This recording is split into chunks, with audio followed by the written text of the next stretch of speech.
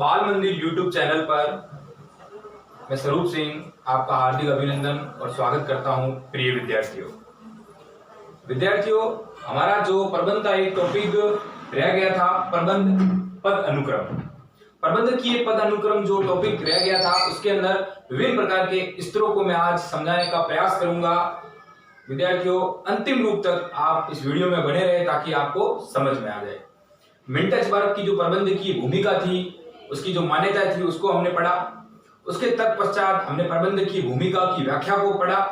आज हम प्रबंधकीय जो पद अनुक्रम चलता है विद्यार्थी, जो लंबवत रूप में चलता है, उसको हम पढ़ने का प्रयास करेंगे। इसका मुख्य उद्देश्य क्या है और इसे हम क्यों पढ़ रहे हैं, उसकी पहले मैं आपको महत्वपूर्ण बात बता देता हूं। विद्यार्थियों, एक संगठन के अंदर और एक व्यवसाय के अंदर विभिन्न प्रकार के पद निर्धारित किए जाते हैं, विभिन्न प्रकार के प्रबंधक होते हैं। उन प्रबंधकों में एक स्तर होता है। पहले की अगर हम बात करें तो पहले दो स्तर ही चलते थे, जो प्रथम नियोक्ता का चलता था और कर्मचारियों का स्तर चलता था। और उन विभिन्न प्रकार की में जो सत्ता का अधिकार होता था, विभिन्न प्रकार की जो पद की स्थिति होती थी, उनमें जो अंतर होता था वही पद अनुक्रम की स्थिति होती थी विद्यार्थियों। मगर आज के स्तर पर, वर्तमान स्थिति में, ये पद जो प्रबंधकों के अंदर बांटे गए, विभिन्न प्रकार के पद में 3 स्तर आ गए विद्यार्थी, जो लंबवत रूप में चलते हैं। इसके अंदर उच्च प्रबंधक अपने जो आदेश होते हैं, अपने जो निर्देश होते हैं, उसको मध्यम स्तर के प्रबंधकों तक पहुंचाते हैं, और मध्यम स्तर के जो प्रबंधक होते हैं वो निम्न स्तर के प्रबंधकों तक विभिन्न प्रकार के आदेश और निर्देश पहुंचाते हैं। उसी आधार पर जो निम्न स्तर के जो प्रबंधक होते हैं विद्यार्थियों, वो क्या करते हैं, जो अपनी समस्या है, जो अपनी जटिल समस्या है या फिर कोई विषम परिस्थितियां हैं, उनको मध्यम स्तर के प्रबंधकों को देते हैं, और मध्यम स्तर के जो प्रबंधक है वो उच्च स्तर के प्रबंधकों तक उन समस्याओं को पहुंचा जाता है। अगर मैं बात कहूं विद्यार्थियों, तो जो एक नियोक्ता होता है, जो उच्च प्रबंध स्तर या शीर्ष प्रबंध के ऊपर टिका हुआ होता है, वो विभिन्न प्रकार की जो जटिल समस्याएं, विभिन्न प्रकार की जो विषम परिस्थितियों के अंदर जो योजनाएं, जो नियोजन की नीतियां का निर्धारण किया जाता है विद्यार्थियों, वो उच्च प्रबंधक के अंदर रहता है विद्यार्थियों। इस वीडियो को मैं 2 पार्टों के अंदर बांटूंगा विद्यार्थियों, ताकि अपना वीडियो लंबा ना हो। आज हम इस लंबवत विधि को समझेंगे और उच्च प्रबंधकों के क्या क्या कार्य होते हैं, वो क्या क्या कार्य करते हैं, उनको समझेंगे। इसके बाद जो अगला वीडियो आएगा उसके अंदर मध्यम प्रबंधकों के क्या क्या कार्य होते हैं, मध्यम प्रबंधक कौन कौन होते हैं, और निम्न प्रबंधकों के क्या क्या कार्य होते हैं। उसके बाद हमारा प्रबंध का चैप्टर पूरा हो जाएगा, और प्रबंध के चैप्टर पूरे होने के बाद उसके बाद एक वीडियो मैं बनाऊंगा जिसके अंदर हम विभिन्न प्रकार की एक टेस्ट सीरीज चलाएंगे। उसमें विभिन्न प्रकार के प्रश्न आपको दूंगा और उन प्रश्नों को आपको करना है विद्यार्थियों। जो आज प्रबंधकीय पद अनुक्रम है, उसको हम समझने का प्रयास करेंगे विद्यार्थियों, गौर करें। तो मैंने आपको बताया पहले से ही कि 3 स्तर पर ये प्रबंध का स्तर चलता है विद्यार्थियों। पहला स्तर है निम्न प्रबंध स्तर। मैं नीचे से अगर बात कर रहा हूं विद्यार्थियों, निम्न प्रबंध स्तर, जिसे प्रथम पंक्ति प्रबंध का स्तर कहा जाता है विद्यार्थियों। उसके बाद है विद्यार्थियों मध्यम प्रबंध स्तर। विद्यार्थियों गौर करें, मध्यम प्रबंध स्तर। और तीसरा है जो उच्च पायदान पर, जो टॉप लेवल पर है, शीर्ष लेवल पर है, उच्च प्रबंधक स्तर। ये जो इसके अंदर विभिन्न प्रकार के उच्च प्रबंधकों को शामिल किया गया है, इसके अंदर मध्यम प्रबंधकों को शामिल किया गया और पद दिया गया है, और इसके अंदर निम्न प्रबंधकों को पद दिया गया। अब विद्यार्थियों गौर करें, उच्च प्रबंधक होते हैं जो अपने आदेश और निर्देश मध्यम प्रबंधकों को भेजते हैं, और मध्यम प्रबंधक इन आदेश और निर्देशों को निम्न प्रबंधक तक भेजते हैं विद्यार्थियों। और निम्न प्रबंधक जो संगठन के को चलाने के लिए इनका महत्वपूर्ण दायित्व रहता है, और ये जो कर्मचारी होते हैं ये संगठन में महत्वपूर्ण भूमिका निभाते हैं। संगठन का पूरा कार्य इन पर टिका हुआ रहता है विद्यार्थियों, गौर करें। इनके बाद जो समस्या उत्पन्न होती है, जटिल समस्या उत्पन्न होती है, कुछ प्रमुख कार्य उपलब्ध होते हैं, उनको करने के लिए जो उनके पास समस्या आती है, ये मध्यम प्रबंधकों को देंगे। मध्यम प्रबंधक उसी स्तर पर मध्यम प्रबंधक उच्च प्रबंधकों को देंगे। तो हम विद्यार्थियों कह सकते हैं कि सूचनाओं का आदान प्रदान, आदेशों का आदान प्रदान जो होता है वो लंबवत रूप में होता है विद्यार्थियों, गौर करें। अब हम देखते हैं कि उच्च प्रबंधकों के अंदर उच्च प्रबंधक जो शीर्ष प्रबंधक होते हैं उसके अंदर किन्हें शामिल किया गया है विद्यार्थियों। एक एक बिंदु को हम खोल कर पढ़ेंगे। आज हम उच्च प्रबंधकों के विभिन्न प्रकार के जो मुख्य कार्य हैं और सहायक कार्य है उनके बारे में पढ़ेंगे, और अगले वीडियो के अंदर हम मध्यम प्रबंधकों के जो कार्य, मध्यम प्रबंधकों के क्या क्या कार्य हैं उनके बारे में पढ़ेंगे, और निम्न प्रबंधकों के कार्य को भी पढ़ने का प्रयास करेंगे। गौर करें विद्यार्थियों, उच्च प्रबंधक के अंदर किसे शामिल किया गया है। तो उच्च का जो स्तर है, जो शीर्ष है, जो टॉप लेवल का स्तर है, इसके अंदर विद्यार्थियों किन्हें किन्हें शामिल किया गया उसे हम पढ़ने का प्रयास कर रहे हैं। तो पहला है संचालक मंडल, बोर्ड ऑफ डायरेक्टर। इसको आप इंग्लिश में भी याद रखें ताकि ये बड़ी चीज है जो छोटे रूप में आपको याद हो। बोर्ड ऑफ डायरेक्टर जो कंपनी का डायरेक्टर होता है, प्रबंध संचालक होते हैं, संचालक मंडल होते हैं जिसमें विभिन्न प्रकार की कार्यगोष्ठियां करते हैं, जटिल समस्याओं का काम इनके पास होता है। ये उच्च प्रबंधन के अंदर वो कार्य जो जटिल होते हैं, जो विषम परिस्थितियों के अंदर हमारे सामने आते हैं, वो सब कार्य उच्च प्रबंधकों के पास रहते हैं। उसके अंदर जो पहला पद है वो है संचालक मंडल यानी बोर्ड ऑफ डायरेक्टर। विद्यार्थियों गौर करें। उसके बाद है मुख्य कार्यकारी अधिकारी, जिसे इंग्लिश में सीईओ बोला जाता है। विद्यार्थियों सीईओ चीफ एग्जीक्यूटिव ऑफिसर। विद्यार्थियों गौर करें, मुख्य कार्यकारी अधिकारी। मुख्य कार्यकारी अधिकारी के बाद अगर हम बात करें तो अधिशासी अधिकारी होते हैं, एग्जीक्यूटिव ऑफिसर। अधिशासी अधिकारी जो मुख्य कार्यकारी अधिकारी से नीचा होता है। विद्यार्थियों तो उच्च प्रबंधक के अंदर हमने किन किन को शामिल किया? एक संचालक मंडल विद्यार्थियों, बोर्ड ऑफ डायरेक्टर, मुख्य कार्यकारी अधिकारी, सीईओ चीफ एग्जीक्यूटिव ऑफिसर और अधिशासी अधिकारी। विद्यार्थियों ये उच्च प्रबंधक टॉप लेवल प्रबंधन के अंदर इन तीन रूप से ये प्रबंधक के पद स्थापित होते हैं। गौर करें। मध्यम प्रबंधन के अंदर किन किन को लिया गया? क्षेत्रीय प्रबंधक। विद्यार्थियों ये क्षेत्रीय यानी कि एरिया प्रबंधक होते हैं। कोई संगठन चलता है तो उसको विभिन्न प्रकार का संगठन बड़ा है तो उसमें एरिया वाइज बांटा हुआ था, तो उसमें क्षेत्रीय प्रबंधक जो आते हैं वो मध्यम प्रबंधन के अंदर आते हैं।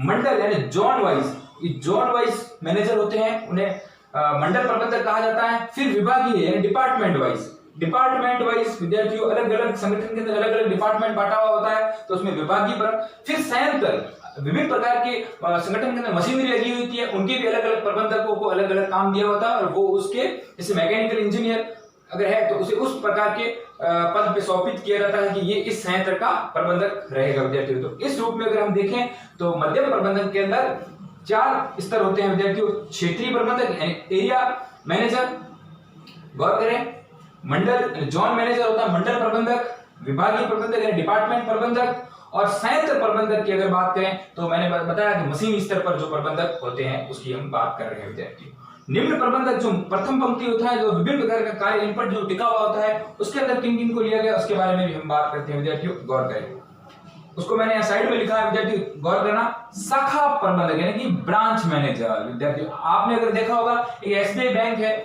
जो हर राज्यों के अंदर बंटी हुई है और राज्यों में क्या, अगर बाड़मेर की बात करें तो 2 रूपों में, एक एसबीआई इधर चलती है और एक एसबीआई स्टेशन रोड पे चलती है, कलेक्ट्रेट में चलती है। तो यहाँ भी ब्रांच मैनेजर है, वहां भी ब्रांच शाखा है। तो विभिन्न प्रकार के संगठन की जो शाखाएं स्थापित है उसके अंदर जो मैनेजर होते हैं उसे ब्रांच मैनेजर कहा जाता है। विद्यार्थियों अनुभाग, जो भागों के अंदर जो बांटे गए हैं विभिन्न प्रकार के ऐसे डिपार्टमेंट, जो अनुभाग छोटे छोटे भागों में बांटे गए हैं तो अनुभाग प्रबंधक।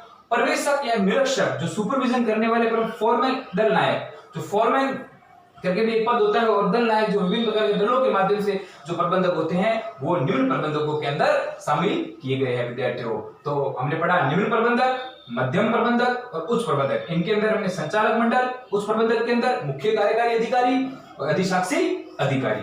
मध्यम प्रबंधक के अंदर क्षेत्रीय प्रबंधक विद्यार्थियों, मंडल प्रबंधक, विभागीय प्रबंधक और संयंत्र प्रबंधक। निम्न प्रबंधक के अंदर हमने शाखा प्रबंधक को पढ़ा, अनुभाग प्रबंधक, पर्यवेक्षक प्रबंधक, फोरमैन और दल नायक प्रबंधक। विद्यार्थियों ये हमारा एक पद अनुक्रम था जो विद्यार्थी लंबवत रूप में चलता आता है। विद्यार्थी अब हम बात करते हैं उच्च स्तरीय प्रबंधक के क्या कार्य होते हैं। गौर करें, मैंने आपको पहले ही बताया था, उस दिन भी मैंने जब विंटेज वर्ग की विचारधारा बताई थी कि सभी प्रबंधक अपना समय कार्य अनुसार किस प्रकार लेते हैं, किस प्रकार वो अपना समय देते हैं। उसमें मैंने बताया था कि उच्च स्तरीय प्रबंधकों को क्या क्या कार्य दिए गए हैं, निम्न स्तरीय प्रबंधकों को क्या क्या कार्य दिए गए हैं, मध्यम स्तरीय प्रबंधकों को क्या क्या कार्य दिए गए हैं। उसमें मैंने सर्वप्रथम बात की थी, जब उच्च प्रबंधक होता है तो वहां सबसे पहले क्या होता है, वहां नीतियों का निर्धारण होता है। उससे भी पहले अगर नीतियों के निर्धारण से पहले क्या किया जाता है, नियोजन किया जाता है। निर्णयात्मक भूमिका, जटिल कार्य सब उच्च प्रबंधक स्तर पर रहते हैं। गौर करें,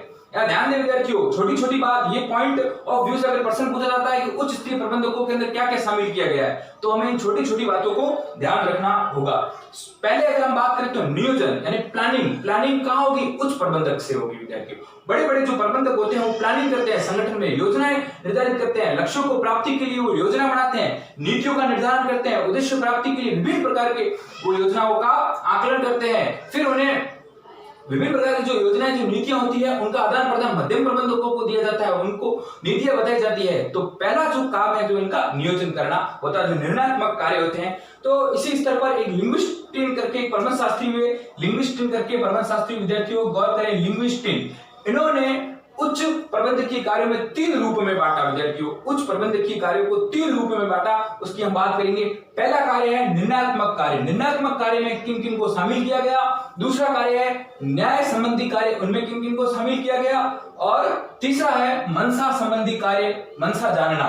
कोई भी नीचे जो मध्यम वर्ग के कर्मचारी है, जो उनसे भी नीचे कर्मचारी, उनकी मंशा जानना कि किस प्रकार से कार्य को अपन कर सके। तो ये 3 रूपों में किसने दिया? लिंग्विस्टिन ने 3 रूपों के अंदर इसे बांटा, निर्णयात्मक कार्य, न्याय संबंधी कार्य और मंशा जानना। तो पहला है निर्णयात्मक कार्य, कोई भी डिसीजन, निर्णय किस प्रकार लिया जाए ताकि संगठन को सही ढंग से निरूपित कर चलाया जाए। तो निर्णयात्मक कार्य के अंदर किन किन को शामिल किया, उनको हम धीरे धीरे एक एक बिंदु को पढ़ने का प्रयास करेंगे। नियोजन करना, विद्यार्थियों गौर करें, नियोजन करना यानी उचित प्लानिंग करना। नियोजन के बाद उद्देश्यों का निर्धारण करना। विद्यार्थी, मैंने पहले बताया था, प्रबंध एक ऐसा कार्य है जिसमें उद्देश्य निश्चित होते हैं। अगर उद्देश्य निश्चित नहीं है तो वही नाव वाली बात बताई थी, जो थपेड़े खाकर कहीं गिर जाएगी, जिसके अंदर एक शिक्षक अगर सही उद्देश्य से आपको नहीं पढ़ा रहा है तो आप भी कहीं थपेड़े खाकर गिर जाओगे विद्यार्थियों। तो उद्देश्य निर्धारण होना चाहिए, उद्देश्यों का निर्धारण होना चाहिए। पहले प्लानिंग होगी, फिर उद्देश्यों का निर्धारण होगा। अगर उद्देश्यों का निर्धारण होगा तो उसे प्रक्रिया की संरचना करनी पड़ेगी विद्यार्थियों, हम उस प्रोसेस में चले। अब उद्देश्यों का निर्धारण तो हो गया है, अब हम प्रक्रिया कैसी करें ताकि हम उद्देश्यों को प्राप्त कर सके विद्यार्थियों। तो प्रक्रिया की संरचना, समन्वय, विभिन्न प्रकार के, ये देखो विद्यार्थियों, उच्च प्रबंध, मध्यम प्रबंध, निम्न प्रबंध, ये विभिन्न प्रकार के प्रबंधक होते हैं। अब उनमें समन्वय स्थापित करना पड़ेगा ताकि वो एक दूसरे की बात में सामंजस्य स्थापित करके संगठन को सही ढंग से चला पाए। तो समन्वय मुख्य रूप से इसमें योगदान प्रदान करता है। तो समन्वय करना और नियुक्ति, विद्यार्थियों नियुक्ति मैंने आपको पहले ही सिखा दी थी, ऐसी पोस्टिंग करना, विभिन्न प्रकार के कर्मचारियों को वहां लगाना, वेतन संबंधी मामलों के अंदर वहां लगाना, अलग अलग पद स्थापित कर कर्मचारियों को लगाना, ये सब नियुक्ति के अंदर आते हैं। नीति निर्धारण, नीतियों का निर्धारण करना, पॉलिसी बनाना, किस प्रकार से हम ऐसा कार्य करें ताकि हमारा व्यवसाय अधिक से अधिक लाभ कमा सके, विभिन्न प्रकार के नवाचार करना, विभिन्न प्रकार की नीतियों का निर्धारण करना, वो उच्च स्तरीय प्रबंधकों के द्वारा किया जाता है। अब अगर नीतियां बन गई तो उनका विश्लेषण करना, विश्लेषण कर उनमें जो जो कठिनाई सामने आ रही है उसमें विवेचनाएं करना, वो विश्लेषण करना। अधिकारों का हस्तांतरण, एक उच्च प्रबंधक अपने अधिकार मध्यम वर्ग को देते हैं और मध्यम वर्ग के प्रबंधक होते हैं वो अपने अधिकार निम्न वर्ग के प्रबंधकों को सौंपान करते हैं। तो उच्च स्तरीय प्रबंधक के अंदर अधिकारों का हस्तांतरण भी होता है। एक संगठन को अगर चलाना है तो वित्तीय व्यवस्था करनी होगी, पूंजी लगानी होगी, तो पूंजी की भी व्यवस्था उच्च स्तरीय प्रबंधकों के द्वारा की जाती है, यानी फाइनेंशियल रिसोर्स यानी वित्तीय संसाधनों की को जानना। उसके बाद हमारा है मंशा जानना। मंशा जानना यानी किसी कार्य को करने के लिए सामने वाले की इच्छा को जानना, ये भी उच्च स्तरीय प्रबंधकों का मुख्य कार्य होता है। तीसरा जो बिंदु है हमारा न्याय। न्याय से क्या मतलब है? अब जो हमारी नीतियां ऊपर बन गई थी, उन नीतियों के माध्यम से उद्देश्यों की प्राप्ति कैसे करें विद्यार्थियों, हमने उद्देश्यों को ऊपर निर्धारण किया। अब न्याय संबंधी ये है कि हम उन उद्देश्यों की प्राप्ति कैसे करें। उद्देश्यों की प्राप्ति करने के लिए हम विभिन्न प्रकार के तुलनात्मक कार्य करेंगे, विभिन्न प्रकार में सभी कार्यों को नापेंगे और उनके रिजल्ट निकालेंगे, वास्तव में हमें क्या परिणाम मिल रहे हैं। ये न्याय संबंधी मुद्दे होते हैं। जो नीतियां बनी और नीतियों को लागू करना, नीतियों को लागू करके उद्देश्य प्राप्त करना इसके अंदर शामिल होता है विद्यार्थियों। और उसके बाद तुलना करना।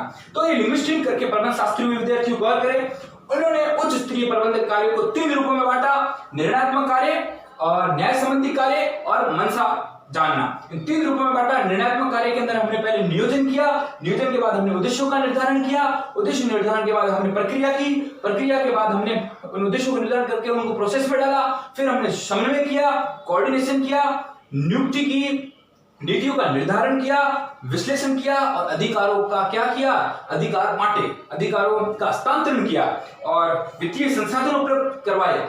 और मनसा जानी वो द्वितीय पॉइंट। और न्याय संबंधी मामलों के अंदर उन्होंने नीतियों को उद्देश्यों की प्राप्ति के हेतु लागू किया और तुलनात्मक रूप में उसे देखा विद्यार्थियों। तो उच्च स्तरीय प्रबंधक के अंदर ये जो 3 कार्य लिंग्विस्टिक करके प्रबंध शास्त्री उन्होंने बताए। अब हम सहायक कार्य की बात करेंगे। सहायक कार्य के अंदर क्या क्या किया जाएगा, यानी कि जो ऑक्सिलरीज कार्य हैं ये मुख्य कार्य थे, अब सहायक कार्य के अंदर क्या क्या किया जाएगा। हमने जो नीतियां लागू तो कर दी हैं विद्यार्थियों, अब इन नीतियों को मैंने पहले बताया कि लंबवत रूप में आदेशों और निर्देशों का पालना की जाती है। जो उच्च प्रबंधक जो लंबवत रूप में मध्यम प्रबंधकों को जो आदेश दे रहे हैं, निर्देश दे रहे हैं, जो योजनाएं बना रहे हैं, वो इनको समझाएंगे तो सही, ये समझेंगे और ये समझकर निम्न वर्ग के प्रबंधकों को भेजेंगे आगे। तो जो हमने ऊपर जो नीतियां बनाई उनका सहायक कार्य ये रहेगा कि नीतियों की ये व्याख्या करें।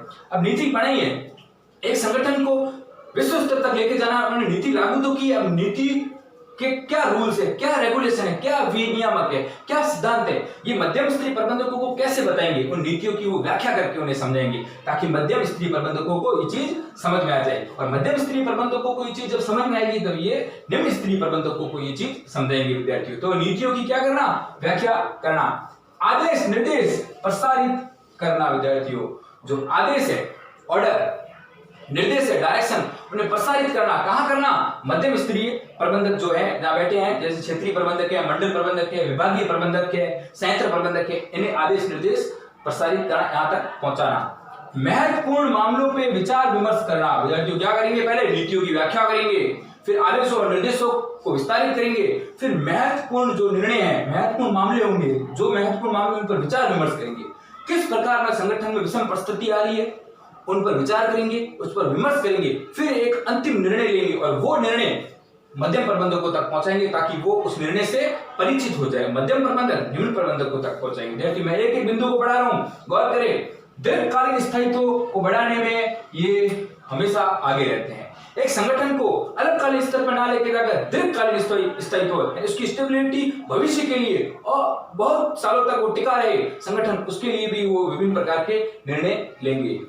योजना व परिणामों की जांच करना, जो उन्होंने योजनाएं बनाई है एक नियोजन के आधार पर, उनके परिणाम क्या निकले हैं, वास्तव में हम लाभ कमा रहे हैं या नहीं कमा रहे हैं, वास्तव में मध्यम स्तरीय प्रबंधक कार्य अपने रूप से कर रहे हैं नहीं कर रहे हैं, मध्यम स्तरीय प्रबंधक जो आदेश निर्देश आगे जा रहे हैं वो कर्मचारी उन तक पहुंच पा रहे हैं नहीं पा रहे हैं, उन योजनाओं और उन परिणामों की जांच करना इन उच्च स्तरीय प्रबंधकों का काम होता है।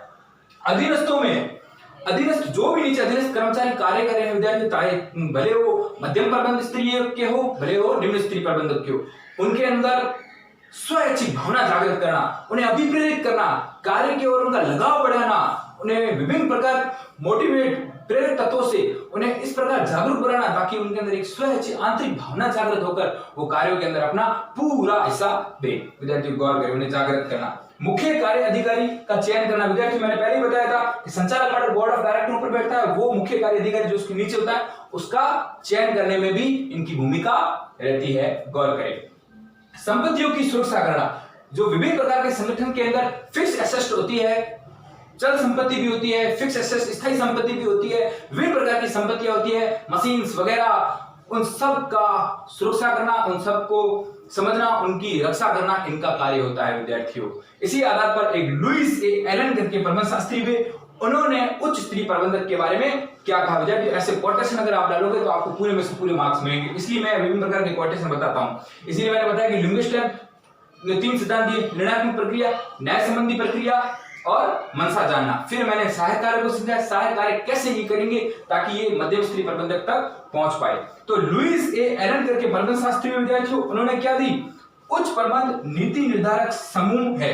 उच्च प्रबंध क्या है, एक नीति निर्धारक, नीतियों का निर्धारण करता है। एक नीति निर्धारक का क्या है, एक समूह है। एक समूह ऐसा बैठा है जो नीतियों का निर्धारण करता है, जो कंपनी की समस्त क्रियाओं के निर्देशन एवं सफलता के लिए उत्तरदायी होता है। ये एक ऐसा समूह है विद्यार्थी, मैं इस परिभाषा को समझा रहा हूं, परिभाषा को समझना, रटना नहीं है, फिर अपने भाषा में लिखने का प्रयास करना है। एक उच्च प्रबंधक जो में एक ऐसा समूह बैठा है जो नीति और नीतियों को क्या करेगा, निर्धारण करेगा, जो कंपनी की समस्त क्रियाओं के निर्देशन एवं सफलता के लिए उत्तरदायी होगा। कंपनी की जो समस्त जो क्रिया होती है कंपनी में, उनके निर्देशन और उनकी सफलता के लिए क्या उत्तरदायी होगा। वो एक समूह जो ऊपर बैठा है वो क्या करेगा, उच्च प्रबंध ऐसी नीतियां बनाएगा, ऐसे निर्धारण करेगा ताकि कंपनी को उच्चतम लाभ हो। ये लुइस ए एलन करके प्रबंध शास्त्री, उन्होंने उच्च प्रबंध स्तर के बारे में बताया विद्यार्थियों। तो विद्यार्थियों हमने इस चीज को पूरे पढ़ने की कोशिश की, लंबवत रूप में जो निम्न प्रबंधक, मध्यम प्रबंधक, उच्च प्रबंधक जो शीर्ष टॉप लेवल पर बैठे हैं, इनके विभिन्न प्रकार के जो प्रबंधक स्तर थे उनके अंदर कौन कौन से पदों को बांटा गया उसको हमने पढ़ा। फिर हमने उच्च स्तरीय प्रबंधन के कार्यों को पढ़ा और लुईस एलन ने क्या परिभाषा दी उसको पढ़ा। लिंग्विस्टन ने 3 रूपों के अंदर पढ़ा, क्या क्या बात बताई उसको हमने पढ़ा। अगले वीडियो के अंदर हम मध्यम स्तरीय प्रबंधक और निम्न स्तरीय प्रबंधक को समझने का प्रयास करेंगे और कुछ प्रश्नोत्तरी भी मैं अगले वीडियो में दूंगा विद्यार्थियों। धन्यवाद।